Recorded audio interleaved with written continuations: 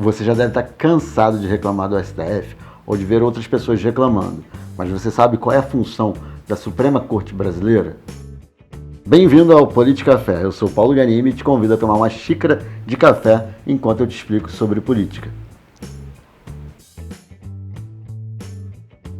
O STF é a instância máxima do Poder Judiciário. Ele é considerado o guardião da Constituição. Ele pode propor alguns projetos de lei ligados ao Judiciário, mas a real função dele é julgar. Os ministros do STF devem julgar as ações do Poder Executivo e do Poder Legislativo. Ou seja, se entenderem inconstitucional, podem tornar sem efeito uma lei ou parte dela aprovada no Congresso. Por terem o poder de julgar, muitas vezes a ideologia ou opinião de um ministro do STF é maior do que o que tramita no Congresso Nacional. Muitas vezes o ministro do STF nem espera a tramitação de um projeto que tem ligação direta com aquilo que ele está julgando e toma uma decisão baseada em princípios próprios, fazendo com que muita gente os critique e os julgue por estar legislando no lugar do Congresso Nacional. Mas agora falando sobre a estrutura, o STF é composto por 11 ministros, que são indicados pelos presidentes da República.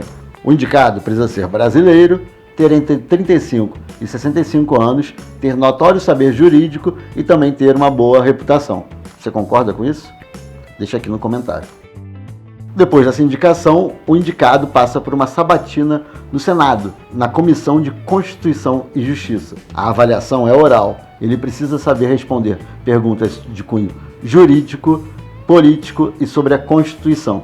Se aprovado na comissão, o indicado vai para a análise dos senadores no plenário e ele precisa ter 41 dos 81 votos dos senadores para ser nomeado ministro do STF. Uma curiosidade é que há mais de 120 anos, nenhum deles foi rejeitado pelo Senado. O cargo de ministro é vitalício, ele fica lá até se aposentar ou até o fim da vida. E quando acontece uma dessas duas coisas, começa de novo um processo de indicação. O ministro do Supremo também pode sofrer impeachment. Isso acontece quando ele comete um crime de responsabilidade. Entre outras coisas, isso pode acontecer quando ele vota de forma suspeita ou quando ele não age de forma compatível com a honra, com a dignidade e com os requisitos da sua função. Só quem pode começar o processo de impeachment de um membro do Supremo é o Senado Federal. O problema é que é também o STF quem julga os senadores, ou seja, fica um jogo de comadres. O processo de impeachment de um ministro supremo passa por 3 fases.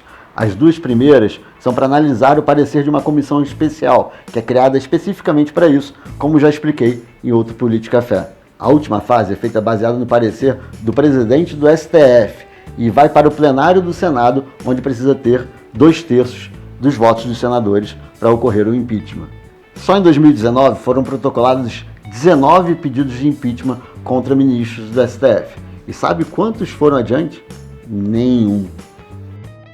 Esse assunto é muito extenso, vai demandar outros episódios. Se tiver alguma dúvida, deixa aqui nos comentários. Não se esqueça de se inscrever aqui no canal e ativar o sininho para receber as notificações.